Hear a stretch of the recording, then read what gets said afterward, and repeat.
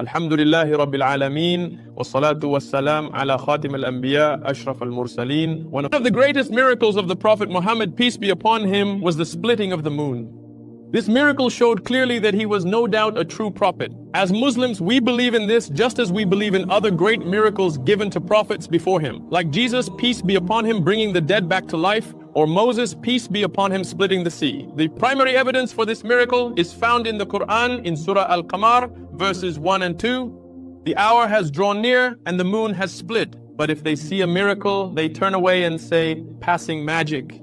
This verse clearly indicates that the moon split during the lifetime of the Prophet Muhammad, peace be upon him.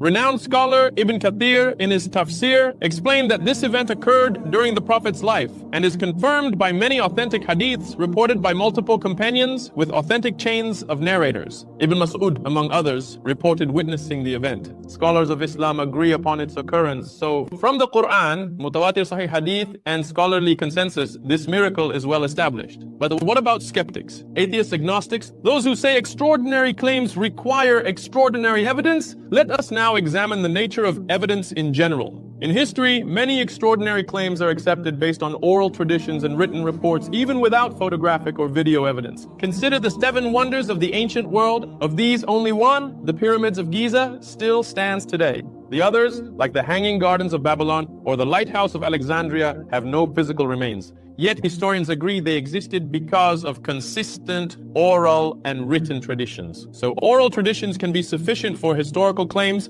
The splitting of the moon, then, should be treated with at least as much respect, especially given its volume of narrations. This miracle was not a natural event like a lunar eclipse. It was a supernatural sign given by Allah. The Prophet Muhammad, peace be upon him, was asked by the Quraysh to prove his prophethood.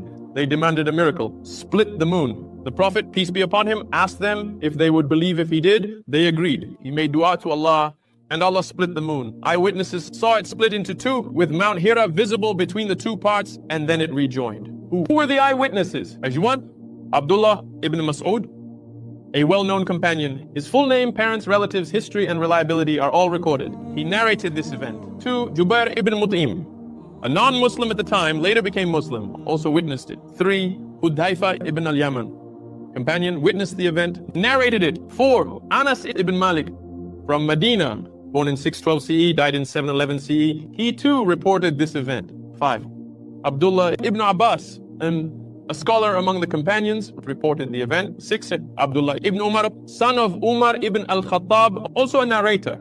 Some were children or not present at the moment, but heard the report from those who saw it and confirmed it. And not just Muslims witnessed it.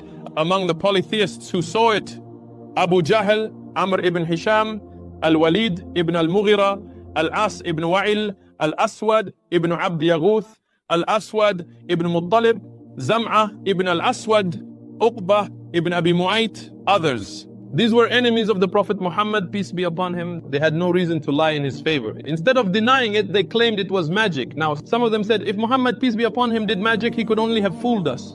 But there were caravans on their way back to Mecca. If they saw it too, then it must be real. So they waited. When the caravans arrived, they confirmed that they had seen the moon split.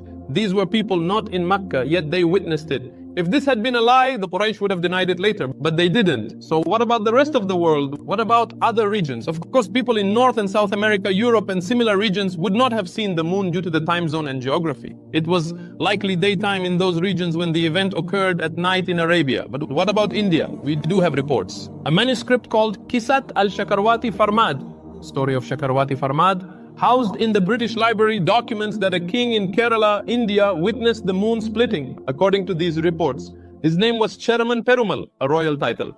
He ruled during the time of the Prophet Muhammad, peace be upon him. He saw the moon split.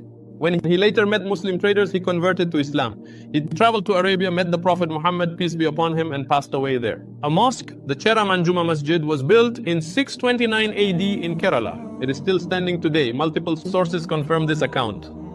The British Library, Manuscript IO Islamic 22807, the National Digital Library of India, historian Sheikh Zainuddin in Tufat al-Mujahideen, German missionary scholar Dr. Hermann Gundert, Portuguese writers Duarte Barbosa, João de Barros, and Diogo do Couto. These reports, while not hadith, are considered valid in historical methodology. Oral and written traditions exist in Kerala and southern India that tell of this king and the event. Even modern Indian leaders acknowledge this. The Prime Minister of India once gifted a gold replica of the Cheraman Mosque to the King of Saudi Arabia. So when people ask for extraordinary evidence, we can say multiple authentic eyewitnesses in Makkah. Both believers and disbelievers witnessed it. Confirmation from travelers, reports from outside Arabia, historical records from India. All of this for a miracle that took only a moment, yet left behind a lasting impact. In conclusion, we say the splitting of the moon is real. It was seen. It was documented. It was remembered. It is part of the unshakable legacy of the Prophet Muhammad, peace be upon him. And the greatest miracle of the Prophet Muhammad, peace be upon him, is the Quran. It remains unchanged, preserved, and open for all to read. So to the skeptic, read it. To the agnostic, reflect on it. To the seeker, follow its light.